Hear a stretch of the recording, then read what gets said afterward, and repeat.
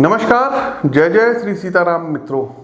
चैत्र शुक्ल पक्ष नवमी अर्थात 13 अप्रैल को रात्रि 8:51 पर ग्रह कुल के राजा भगवान भुवन भास्कर अपनी उच्च राशि मेष राशि में गोचर करने जा रहे हैं, जहां ये 15 मई तक विराजमान रहेंगे। लगभग 1 महीने की ये गोचर अवधि आपके लिए बहुत ही खास रहने वाली है, क्योंकि सूर्यदेव उच्च के हैं। प्रोफेशनल लाइफ और व्यापारिक दृष्टिकोण से काफ़ी बड़े परिवर्तन सूर्यदेव अपने गोचर कालखंड के इस टाइम फ्रेम में करवाएंगे। सूर्य का हमारे जीवन से सीधा संबंध होता है साथियों। बड़े प्रशासनिक पदों पर बैठे लोग, बिजनेस के बड़े बड़े महारथी और सामाजिक रूप से सशक्त व्यक्ति, बड़े बड़े राजनेता, पॉलिटिशियंस, सूबे के मुख्यमंत्री, देश के प्रधानमंत्री, ये सूर्य से ही संचालित होते हैं। गोचर कालखंड की इस अवधि में आप देखेंगे कि आपकी इच्छा शक्ति अधिक मजबूत और भाग्य शक्तिशाली रहेगा। तो क्या कुछ परिवर्तन आपके लिए भगवान भुवन भास्कर सूर्य नारायण लेकर के आने वाले हैं? विस्तार पूर्वक हम चर्चा करेंगे और आवश्यक उपाय भी बताएंगे। आगे बढ़ने से पहले आपकी जानकारी के लिए बता दें कि अप्रैल माह में हमारा दिल्ली आगमन हो रहा है। तो दिनांक 14, 15 और 16 अप्रैल को आप हमसे दिल्ली में मुलाकात करके अपनी जन्म कुंडली का विश्लेषण करवा सकते हैं। दिनांक 17 और 18 अप्रैल, जी हाँ, ये डेट भी आप लोग नोट कर लीजिए, जयपुर में रहेंगे, तो वहाँ भी आप व्यक्तिगत तौर पर मिल करके हमसे अपनी पत्रिका का विश्लेषण करवा सकते हैं। मई महीने में 2 स्टेट हैं, असम और मेघालय, यहाँ पर हमारा आगमन होगा। तो आप लोग जो है गुवाहाटी की डेट नोट कर लीजिए। 17 और 18 तारीख को आप हमसे गुवाहाटी मिल सकते हैं। 19 और 20 तारीख को आप हमसे शिलोंग में मिल सकते हैं। 22, 23 और 24 तारीख को आप हमसे वापस फिर से गुवाहाटी मिल सकते हैं। गुवाहाटी की लोग बहुत ज़्यादा वहाँ अपना प्रेम दे रहे हैं, काफ़ी जो है मतलब लोग आ रहे हैं कुंडली दिखाने, इसलिए गुवाहाटी का कार्यक्रम थोड़ा सा लंबा हो गया है। तो आप लोग ये डेट नोट कर लीजिए, स्क्रीन के दिए गए नंबरों पर संपर्क कर सकते हैं। आगे बढ़ने से पहले आपकी जानकारी के लिए बता दें कि प्रस्तुत राशिफल आपकी चंद्र राशि व आपकी नाम राशि दोनों पर संयुक्त रूप से आधारित है। तो आप जो है दोनों के अनुसार इस राशिफल को दे सकते हैं और आवश्यक उपाय कर सकते हैं। क्योंकि सूर्यदेव देखिए मेष राशि में संचरण कर रहे हैं, उच्च के हो गए हैं, और यहाँ पर भारत देश में जो है इलेक्शंस का जो है इलेक्शन चल रहे हैं, चुनाव चल रहे हैं। तो हमारी कुछ राजनीतिक भविष्यवाणी है, इसको आप लोग नोट कर लीजिएगा। हम पहले भी कहते आए, फिर भी आप लोगों को जो है याद दिला दें कि 2024 में फिर से बीजेपी सत्ता में आएगी और नरेंद्र मोदी जी ये तीसरी बार प्रधानमंत्री पद पर सुशोभित होंगे। लेकिन उसका वीडियो विस्तार से आएगा। जो चर्चा है कि जो है इतनी सीटें 400 पार, ये सब ऐसा कुछ होने वाला नहीं है।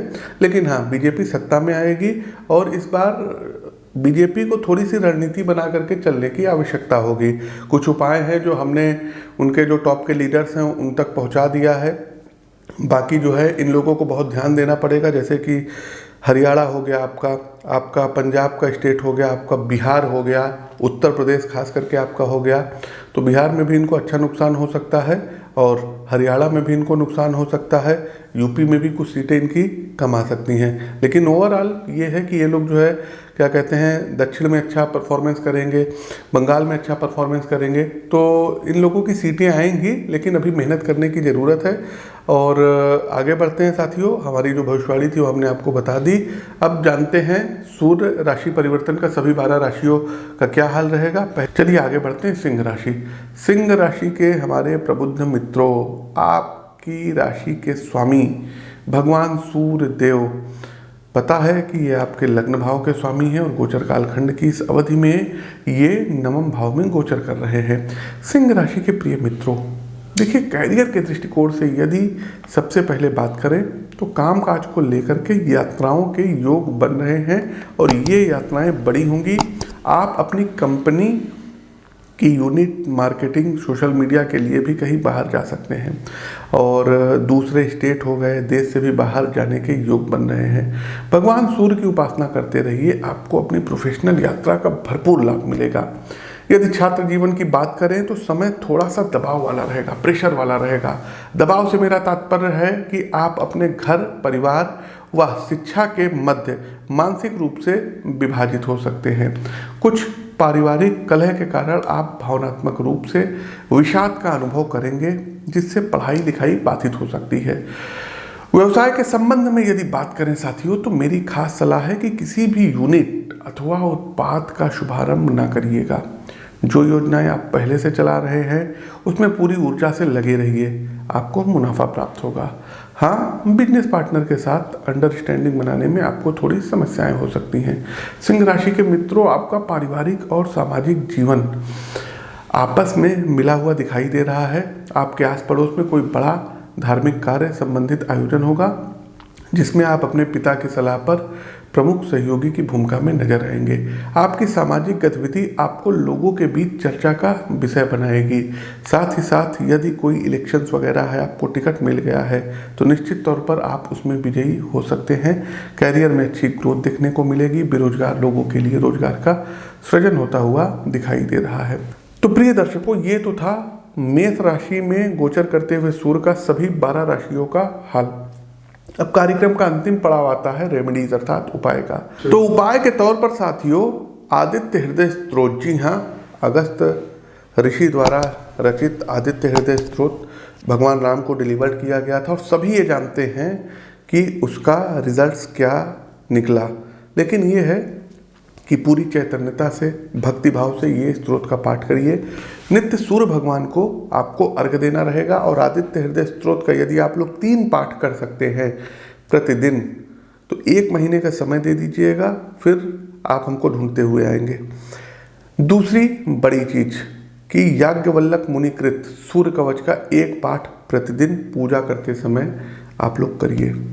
तीसरा और आवश्यक उपाय कि संडे के दिन कोशिश कीजिए कि नमक का सेवन मत करिए और रविवार के दिन अगर कोई लाल रंग की गाय है तो उसको आपको रोटी में गुड़ मिला करके खिलाना होगा।